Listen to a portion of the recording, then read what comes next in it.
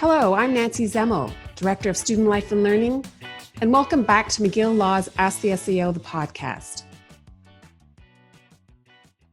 Well, the fall term is certainly well off and running. With the changing of leaves and the crisp, cool air, it leads one to reach for warm, cuddly sweaters, take a walk in the woods, and watch the leaves change colors.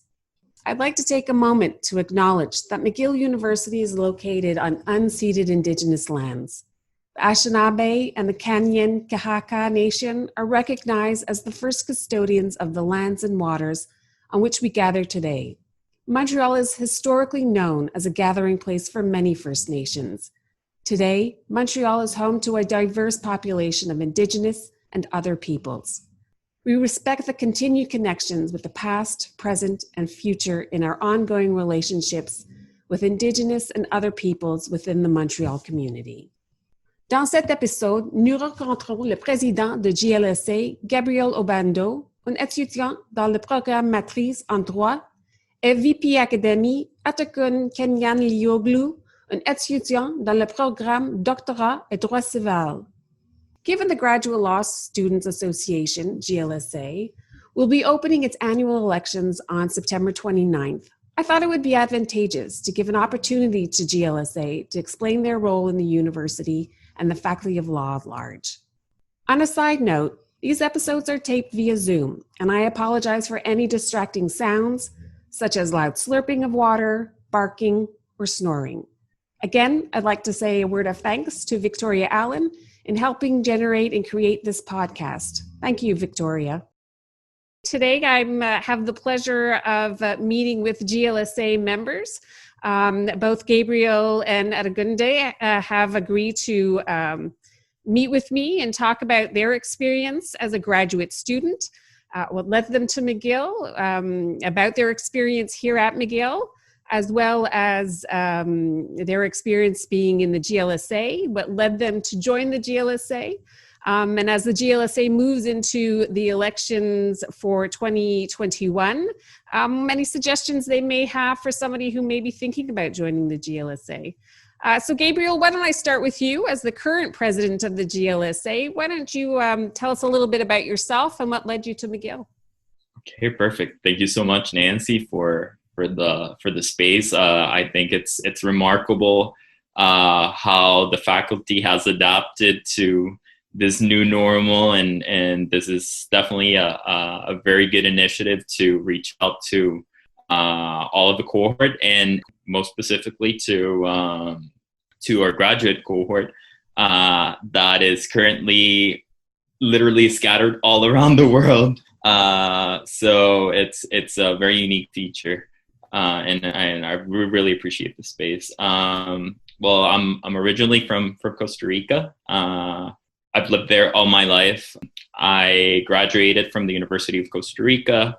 It's a civil law degree, and you normally do 5 years of law school, basically touching upon all different areas of law. So it doesn't really matter what you're interested in. Like, you have to study everything, and then you can opt for a specialization. I opted for human rights.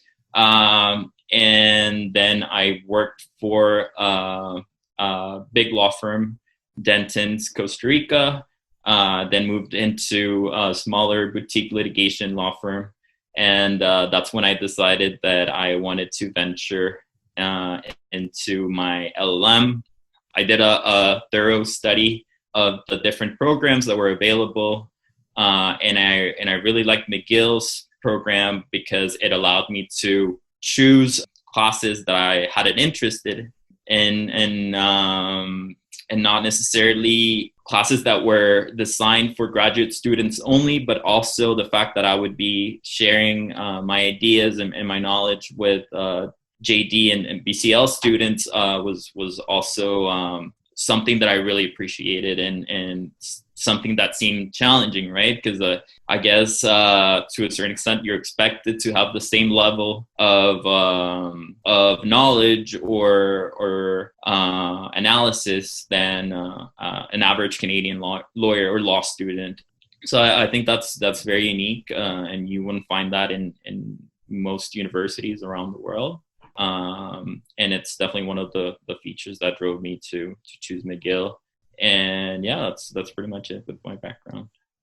And if somebody were to approach you and say, I'm thinking about doing an LLM in North America, what would you say to them to draw their attention or focus on looking at the McGill program? Sure. Well, coming to Canada is the economically sound choice because you're probably getting as good as an education as any other university in the States for probably half the budget, right? Like half the tuition. So it makes sense from an economical perspective to make that decision, and you're not compromising on the level of education and prestige and reputation of your degree. So I think it's very smart to come to Canada to study from that perspective.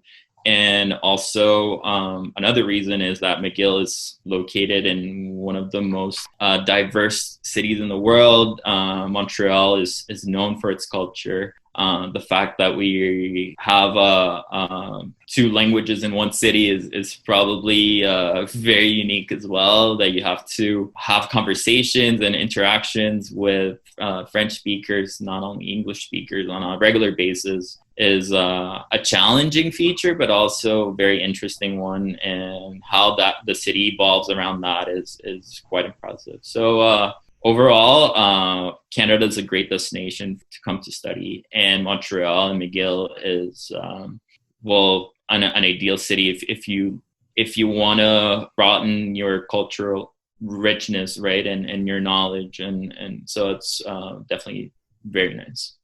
Great, thank you for your candor. And Atagün, how about you? You're in your DCL year 4. What led you to decide to do your DCL here at McGill? Well, many reasons. First of all, it was of course, McGill and McGill's unique approach to legal education, and the fact that it's at the crossroads of different legal traditions. It was a huge impact. It had a huge impact on my decision to do my DCL at McGill. But also, when you start a DCL, it's like a long program. You're here for 3, 4, maybe 5 years. So I wanted to live in Canada and live in Montreal as well. I was already speaking English and French both. So I thought it was a good opportunity to live in a city and also to study at a university where I can use both languages on a daily basis. It was one of the things that led me to McGill and also to Montreal. And before that, I'm actually coming from Turkey. So I did my undergrad in law at Istanbul at the University of Galatasaray.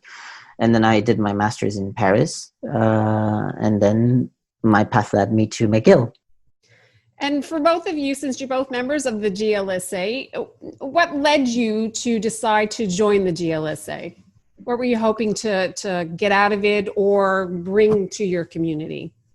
Well, I'll start with that. I think it was the fact that most of our cohort comes from very diverse backgrounds, and the GLSA is a great opportunity to get our members acquainted through different activities and create possibilities and spaces for people to have different interactions outside of the mere academic world, because obviously our programs tend to be very intense, very thorough when it comes to academics, and it's also important to create possibilities for networking, and I think that's also, part of why you're choosing McGill, right? To get to know the people behind that are participating in the community. So that's one of the reasons that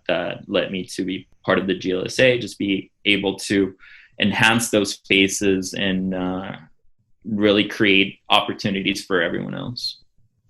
And Atagün?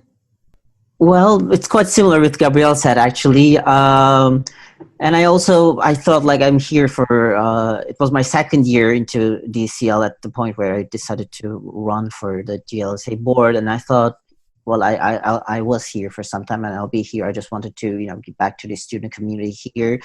And then I've been here for some time, so I was hearing about like people's issues with the faculty, the problems they're having, and I thought, I could serve, I could give my input as well, and then use this opportunity to give back to the student community, the graduate law student community at McGill.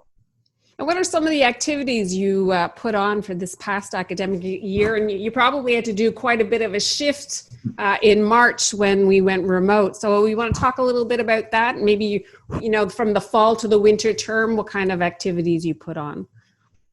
Okay, sure. Well, the GLSA has long-standing established activities that it does.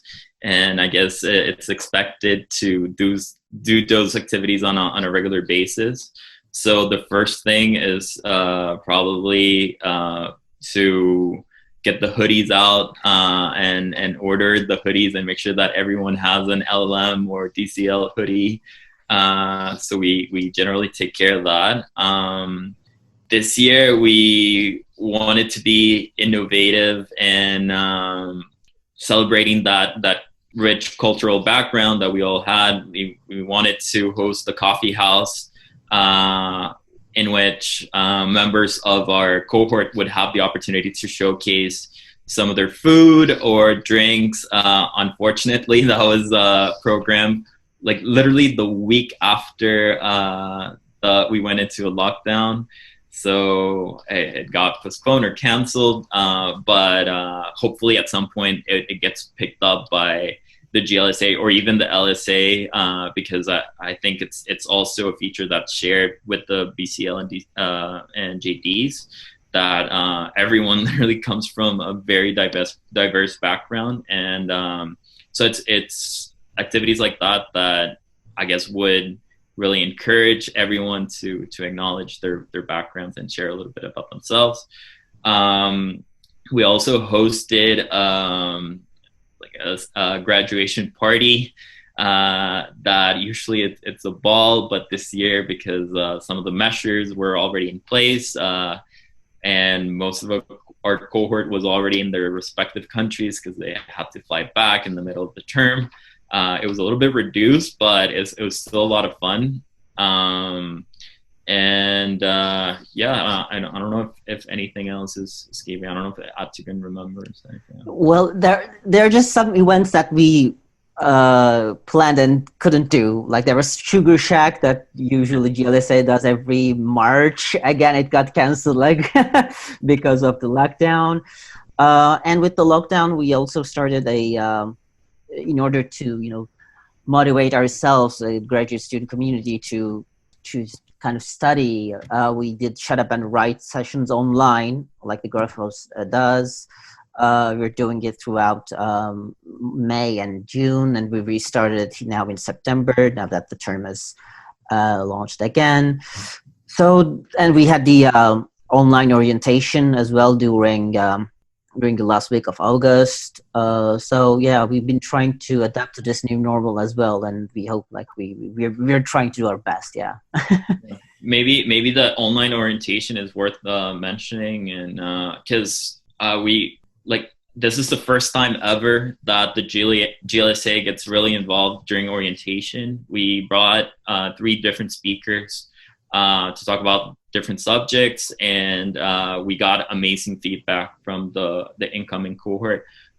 So we're hoping that the next GLSA would pick up on the idea, because I think it's really important that from day one, from week one, we start establishing that community, especially because we don't know how much longer we're going to have to be in our homes studying, I guess. So it's important that we also learn from this experience, right? And just like right off the bat, we start creating that sense of community. And I think even as we move into in-person classes and more in-person activities, those type of initiatives should be strengthened so that we can have a stronger and more connected cohort in the future. So if somebody's thinking about joining the GLSA, what kind of advice would you give them, other than continuing some of the remote activities you just suggested, and to continue with those for the following year? But how would you suggest to them to address some of this continued remoteness, students who might be feeling a little bit more isolated? I mean, grad studies in itself can be a little isolating, right? Because you're very much research and writing on your own. So how would you suggest to continue should the winter term be remote? What kind of suggestions would you provide to somebody who's thinking about running for the GLSA? Sure. I think this might sound sort of a cliche, but you have to be creative. And I guess it depends, right? And there's generations that are more tech savvy than others. So right now we've been using most of the technological platforms that we know. Like, for example, the GLSA board has been conducting all its meetings and I guess regular business through Slack, which is a platform in which you can write to all the members, like create different tabs, and that has proven to work even better than meeting in person, because I guess when we were having in-person meetings, we would talk about other stuff, and it would be really hard to get everyone together at the same time because we all had different schedules.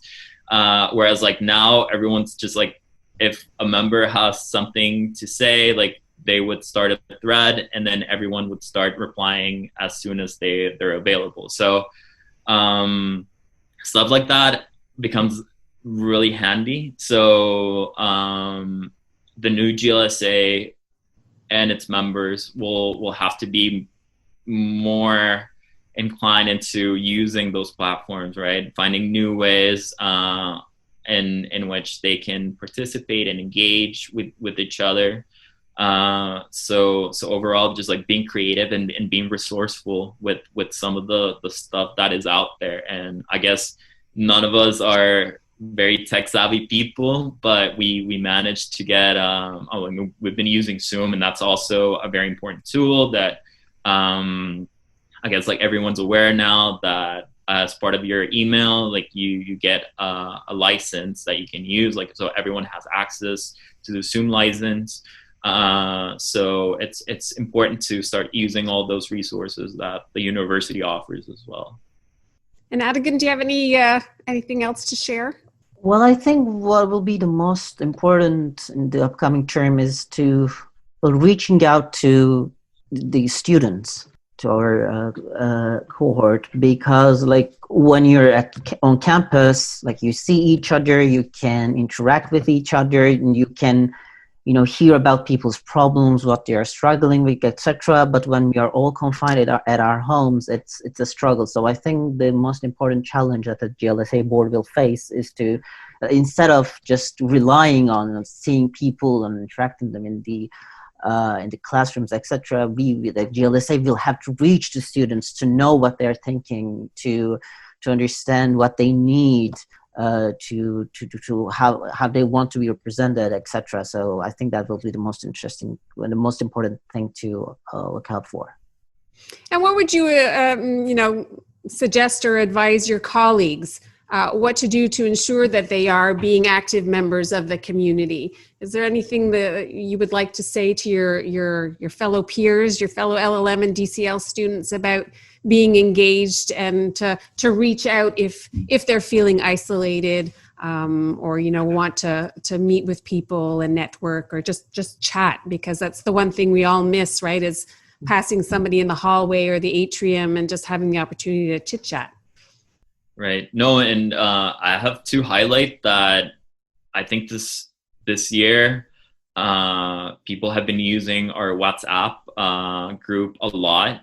So, and before it was pretty stagnant, like nobody would use it unless it would be for formal communications by the GLSA. And this year, I think the community has really taken over the platforms, also the Facebook group. So you can already tell how everyone has a different mentality, and that they're all reaching out in different ways, and that they're not being, I guess, as afraid. Because normally when you have more of an in-person context, like maybe there's like more formal interactions, whereas if you don't necessarily know each other, there's not a phase behind who's asking or who's saying something. People feel a little bit more free. So I would just encourage all the students to continue that culture that it seems to be establishing in within the platforms. So yeah, and then eventually I think you have to lose a little bit of that self-restraining feeling of not contacting your peers, or like, oh, should I be, I don't know, afraid or embarrassed, or should I feel embarrassed about something that I'm going to say? And I guess one of the things is that if you're having a question or thought, it's very likely that a lot of members in your community are going to have the same question or thought. So you're not going to look, stupid or dumb if you even ask like the most obvious question, because I guarantee like there's going to be someone that's literally thinking the exact same thing. So and if you get a chance, also like reach out to random people in the different platforms, right? And I think it's this desperate times call for desperate measures,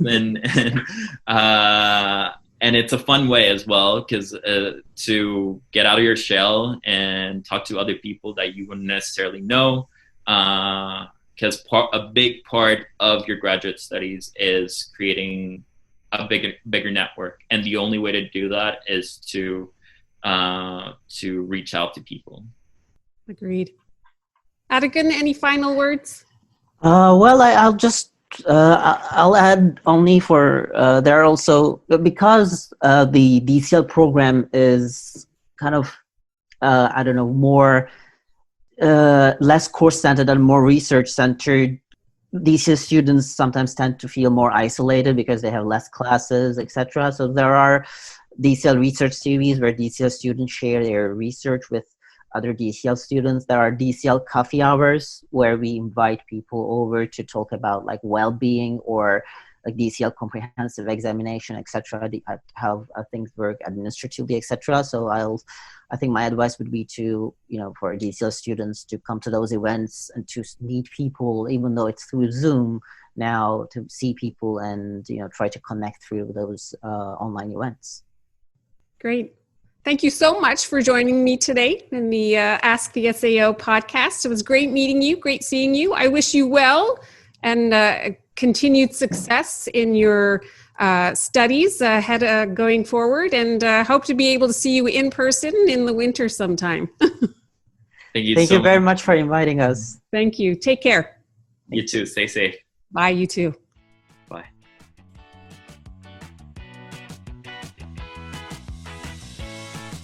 Thank you for tuning in to McGill Law's Ask the SAO, the podcast. Be sure to tune in again next time.